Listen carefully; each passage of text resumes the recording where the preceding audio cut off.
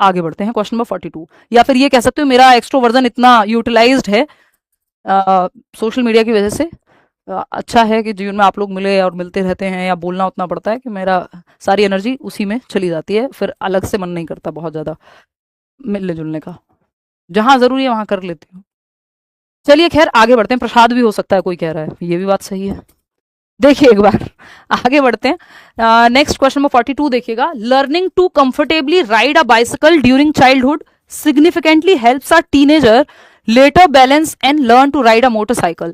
This scenario is a practical application of, यानी बचपन में साइकिल चलाना सीखना बाद के जीवन में एक टीनेजर के तौर पे या किशोरावस्था में मोटरसाइकिल को संतुलित करने में हेल्प करता है। कि अगर आपको बचपन में साइकिल चलानी आती थी तो आपको बैलेंस बनाना आता है, ये चीज हेल्प करेगी मोटरसाइकिल चलाने में। जो साइकिल चलाना आपने बचपन में सीखा था उसका बैलेंस जो है हेल्प करेगा। अगर आप बिल्कुल जीरो से स्क्रैच से शुरू करेंगे बाइक सीखना तो हो सकता है आपको बैलेंस बनाने में दिक्कत हो, आप गिर जाएं इजीली। तो ये ट्रांसफर ऑफ लर्निंग है, और वो भी कौन सा, पॉजिटिव ट्रांसफर ऑफ लर्निंग है। थॉर्नडाइक ने इसके बारे में बात की है। इसको आप कह सकते हो कि कुछ एलिमेंट्स आइडेंटिकल हैं, सेम है साइकिल चलाने में और बाइक चलाने में, जो ट्रांसफर हो गया जिसकी वजह से एक सिचुएशन से दूसरी सिचुएशन में। तो जब सिचुएशन ए हेल्प करे सिचुएशन बी में कुछ नया सीखने में, जैसे मैथ्स अच्छा है तो फिजिक्स में मदद मिल जाएगी या रीजनिंग में हेल्प हो जाएगी, तो ये पॉजिटिव ट्रांसफर ऑफ लर्निंग है। प्लेटी ऑफ लर्निंग है, जीरो प्रोग्रेस है, जहां पे आप सीख ही नहीं रहे, ना आगे बढ़ रहे हैं ना पीछे जा रहे हैं, उतने ही नंबर आते हैं, बस मॉक में अटक गए हैं एक तरह से, थकान की वजह से, मोटिवेशन की कमी की वजह से, टीचिंग मेथड्स फॉल्टी हो उसकी वजह से, वॉट एवर द रीजन में भी। नेगेटिव ट्रांसफर है जब एक सिचुएशन में जो आपने सीखा है वो बाधा बन रहा है दूसरी सिचुएशन में। कि आप इंडिया में रहते थे, गाड़ी चलाते थे, स्टीयरिंग था राइट साइड, अब आप दुबई चले गए, वहां लेफ्ट साइड है, तो आपके लिए ये नेगेटिव ट्रांसफर ऑफ लर्निंग का काम करेगा कुछ दिन तक। तो क्योंकि आपको आदत है इस साइड गाड़ी चलाने की, लेफ्ट स्टीयरिंग, राइट स्टीयरिंग की, वहां लेफ्ट है। आप यूके चले गए तो वहां सेम है, वहां पॉजिटिव ट्रांसफर हो जाएगा। चलिए खैर, जीरो ट्रांसफर है जब एक सिचुएशन में सीखा गया ज्ञान दूसरी सिचुएशन में कोई इंपैक्ट ना डाले। प्लेटी ऑफ लर्निंग में जीरो प्रोग्रेस है, ध्यान रखिएगा, ट्रांसफर जीरो नहीं है, जीरो प्रोग्रेस है कि आगे नहीं बढ़ रहे हैं। तो ये एक बात है, ट्रांसफर ऑफ लर्निंग थॉर्नडाइक ने दिया है कि एक सिचुएशन में जो आप सीखते हैं वो बेकार नहीं जाता, सीखा हुआ कहीं और आपके काम आ जाता है, नहीं आएगा तो जीरो ट्रांसफर है। नेगेटिवली प्रॉब्लम क्रिएट कर रहा है तो नेगेटिव ट्रांसफर है। क्वेश्चन नंबर 43 देखिएगा। When a teacher asks the class think of as many completely new and different uses for an empty plastic bottle as you can, she is attempting to foster। बहुत important है, एक question creativity पे हर हालत में आता है ना। बताइएगा, पर्सनैलिटी के क्वेश्चन में इफ और बट हो सकता है कि आ भी जाए ना भी आए, लेकिन ये जो टॉपिक्स मैंने आपको बताए हैं, जैसे ट्रांसफर ऑफ लर्निंग हो गया, थॉर्नडाइक है, या फिर ये वाला आपका सवाल है इसका क्रिएटिविटी का, इंटेलिजेंस का, ये सब आते हैं, है ना। इंटेलिजेंस के टेस्ट, पर्सनालिटी के टेस्ट, ये सब पे आए ना आए अलग बात है, लेकिन कॉन्सेप्ट ऑफ इंटेलिजेंस, ये आपका लर्निंग, क्रिएटिविटी, इन सब पे सवाल आता है। 77% लोग सेकंड ऑप्शन कह रहे हैं, बिल्कुल सही जवाब, डाइवर्जेंट थिंकिंग। अपसारी चिंतन, ध्यान रखिएगा डीसी साथ जाता है, सीसी नहीं। डीसी बोले तो जो डाइवर्जेंट लर्निंग है वो क्रिएटिविटी लाती है, तो आपसे पूछे रचनात्मकता से, क्रिएटिव थिंकिंग से कौन सा जुड़ा हुआ है, तो डाइवर्जेंट थिंकिंग। इसको out of the box thinking भी आप कह सकते हो, लीक से हट के सोचना, कुछ डिफरेंट सोचना। जो डिफरेंट सोचेगा, जो नोवल सोचेगा, कुछ नया सोचेगा, वो क्रिएटिव या रचनात्मक सोच पाएगा। रट्टाफिकेशन हो जाएगा अगर अलग अलग आइडिया ही नहीं आ रहे, बस रट के आपने याद कर लिया है। डिडक्टिव रीजनिंग की यहाँ कोई बात नहीं है। कन्वर्जेंट थिंकिंग ये है नहीं, क्योंकि कन्वर्जेंट थिंकिंग में तो जैसे ये 4 ऑप्शंस पढ़ के आप एक ऑप्शन पे जा रहे हैं, तो ये कन्वर्जेंट थिंकिंग लग रही है, अभिसारी, सिकुड़ता हुआ, कि 4 ऑप्शन से एक सही चूज कर रहे हैं। वहीं जब एक आपसे सवाल पूछा जाए और आप 5 पेज का ऐसे लिख दें, तो आप दिशाओं में सोच रहे हैं, या अलग अलग जवाब दे रहे हैं तो दिशाओं में सोच रहे हैं, है ना। क्रिएटिविटी से जुड़ा हुआ है डाइवर्जेंट थिंकिंग के। खाली प्लास्टिक की बोतल के कितने इस्तेमाल हो सकते हैं, ये नए नए उपयोगों के बारे में सोचो, बच्चे को कहा है टीचर ने। तो खाली प्लास्टिक की बोतल के हो सकता है आप घर में पानी रखने में इस्तेमाल कर लें, उसको फ्रिज में तेल रखने के लिए इस्तेमाल कर लें आप उसको। लोग पेट्रोल और डीजल भरने के लिए किसी एक कैन में इस्तेमाल कर लें, ऊपर का पार्ट काट करके, है ना।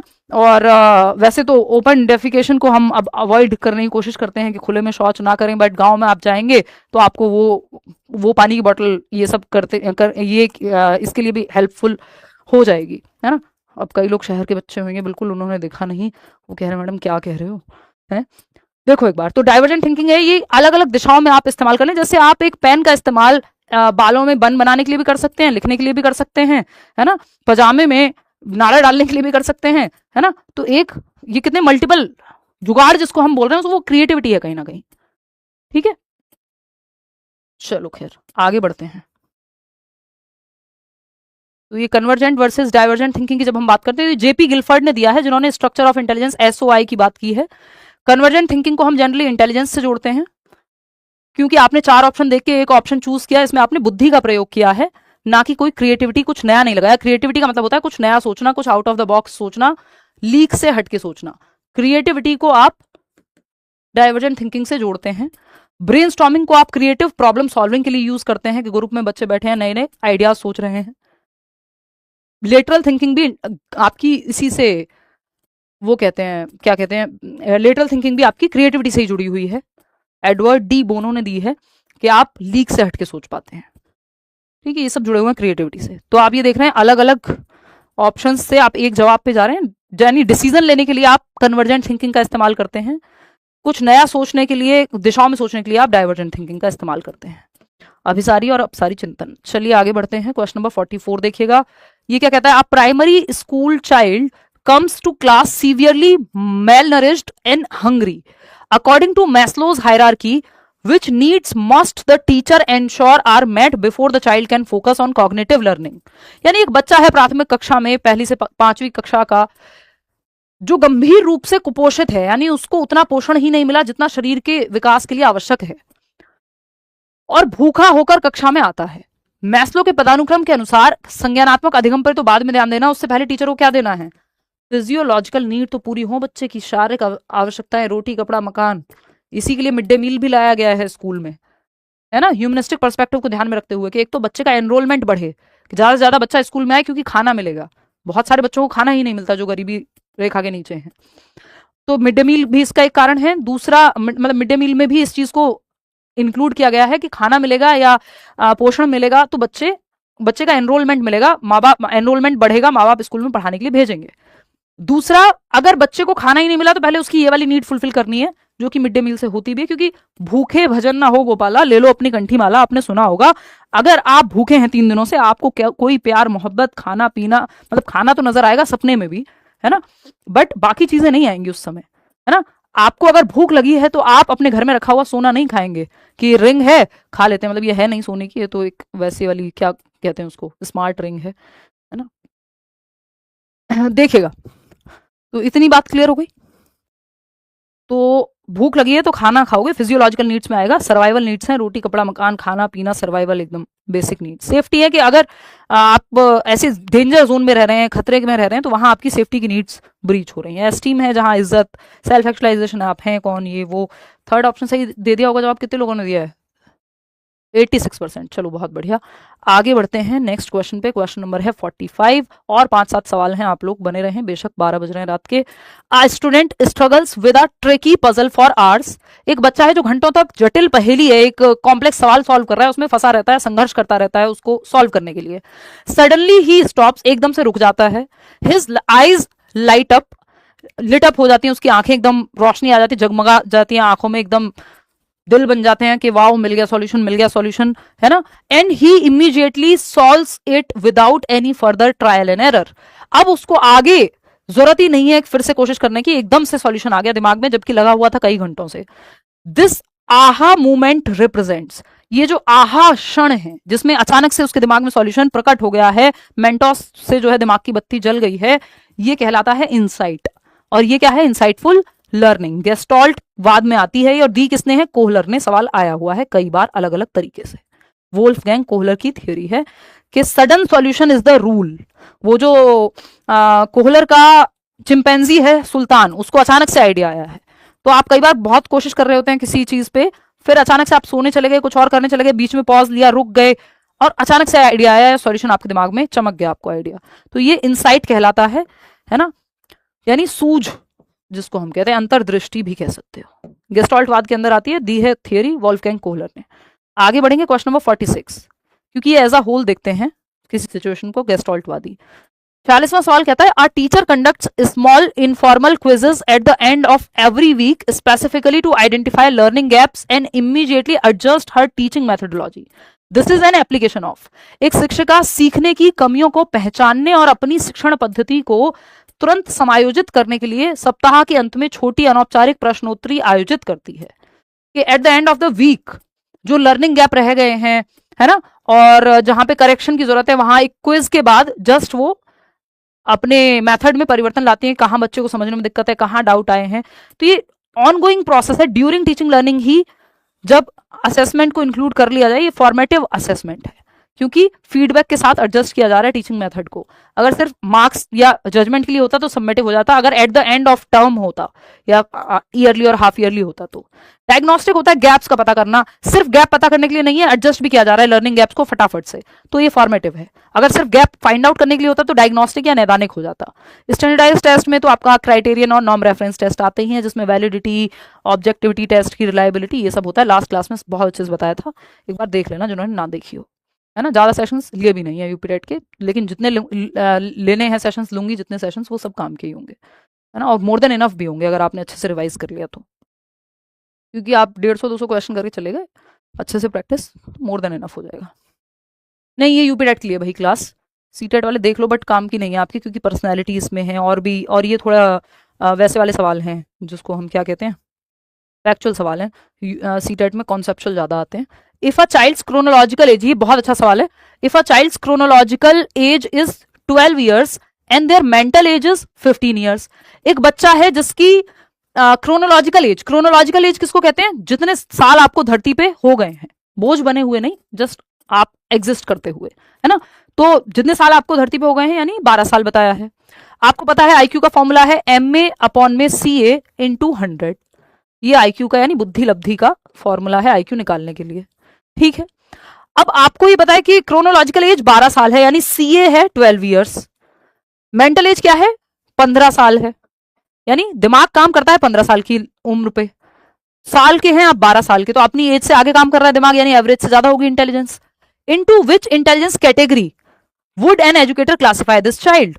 एक एजुकेटर अगर आईक्यू टेबल के हिसाब से क्लासिफाई करना ही पड़े, वैसे तो आप अवॉइड करते हैं ठप्पा लगाना या लेबल करना, बट अगर आपको करना पड़े या उस बेसिस पे इंस्ट्रक्शन देना हो, तो आप किस कैटेगरी में इस बच्चे को डालेंगे, आईक्यू के स्कोर के आधार पे 100 से कर देंगे गुणा।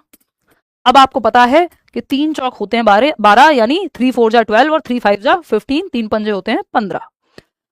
अब आपको समझ में आ गया है कि ये 25 चौका 100 कर लो इसको, यानी 4 से 25 बार में कट जाएगा 100, और ये आप निकाल देंगे इसका रिजल्ट। 25 पंजे कितने होते हैं राहुल, तो आपको पता है कि 125 जो है इसका आईक्यू है, और 125 का क्या मतलब है, एवरेज से तो कहीं ऊपर है, यानी सुपीरियर है या गिफ्टेड है बच्चा, है ना।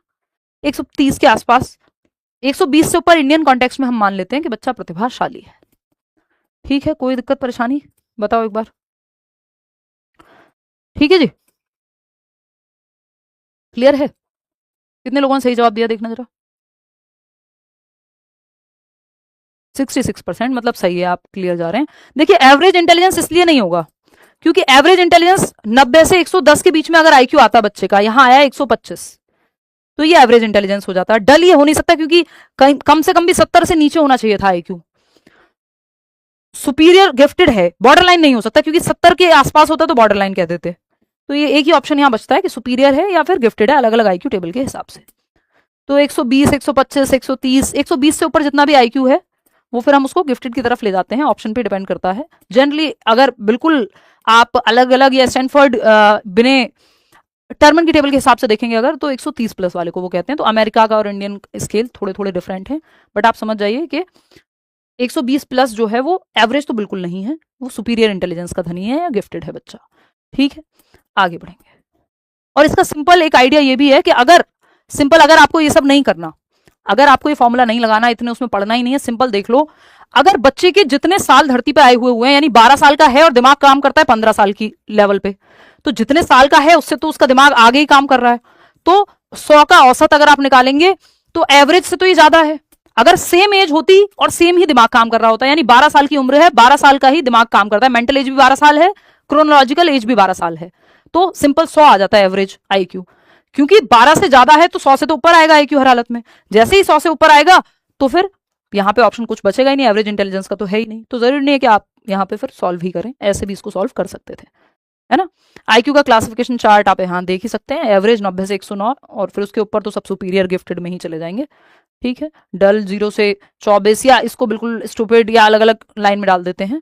बॉर्डर लाइन, इसमें भी फिर बहुत सारे इफ एंड बट हैं, जैसे 70 से नीचे, और मेंटली रिटार्डेड ईटीए जो हमने एजुकेशनली ट्रेंड, और आपका educationally mentally retarded, EMR, TMR, CMR, ये सब हमने डिस्कस किया था लास्ट क्लास में, उसको भी एक बार देख लेना, कई बार वहां से भी पूछ लेता है रिटार्डेड वाली कैटेगरी से भी। क्वेश्चन नंबर 48 देखिएगा, a student refuses to help a friend cheat on a test solely because he says if the teacher catches me I'll be suspended.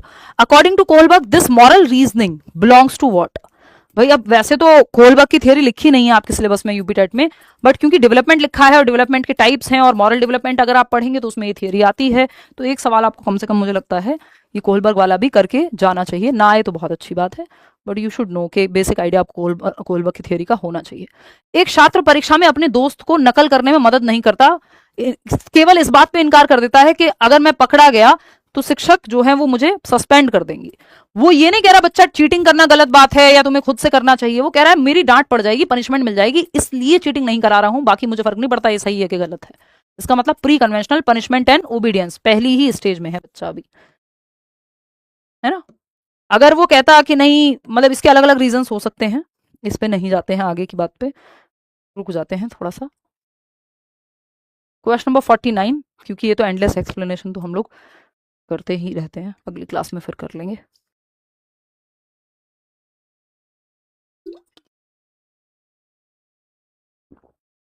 देखिएगा क्वेश्चन नंबर 49, 49वां सवाल है और 2-3 सवाल हैं। During a classroom activity a teacher asks the strong boys to move the heavy desks and asks the girls to decorate the bulletin board. This action is a clear example of, ज्यादा दिमाग लगाओगे तो ये सवाल गलत हो जाएगा। Actually मेरे ना नेक पेन है, तो अभी मैं चाह रही हूँ कि फटाफट से अब निपटा देते हैं सेशन, हो ही गए हमको कितने 2 घंटे तो ऑलमोस्ट। देखिएगा, तो ये माइक से एकदम बुढ़ापे वाली बीमारियां आ गई हैं एक्चुअली, बहुत साल से ना ये लगातार लाइट, स्क्रीन, बोलना, ये सब में बट ठीक है, ये भी फेजेस हैं। देखिए ये सब ठीक हो तो मैं एक्सरसाइज शुरू करूँ वापस से। Please do let me know ma'am, किस बारे में पूछ रहे हो भाई? स्टडी विद केमिस्ट्री, कमेंट्स में बताना बाद में। मैम टॉपिक का मैराथन ले लो, यानी थियरीज का, चलो देखती हूँ, कोशिश करती हूँ। During a classroom activity a teacher asks the strong boys, कक्षा की एक गतिविधि के दौरान, एक एक्टिविटी के दौरान शिक्षक ने मजबूत लड़कों को भारी डेस्क उठाने को कहा या खिसकाने के लिए कहा, और लड़कियों को बुलेटिन बोर्ड को सजाने के लिए कहा। यह क्रिया किसका स्पष्ट उदाहरण है?